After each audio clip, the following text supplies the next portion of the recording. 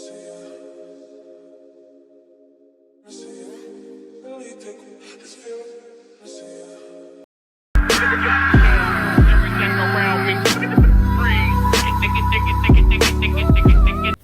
guys, welcome back to my channel. So as you guys know from the title, today I'll be installing this curly wig from Amazon.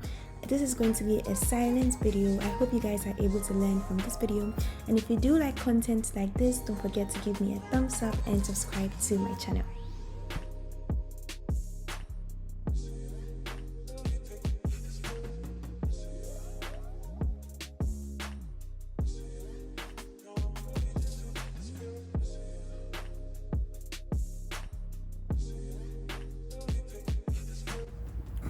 So this was actually my first time trying the Ebin spray, and I was having a hard time opening it, but I would say it's like a 10 over 10. It has great hold, it smells amazing.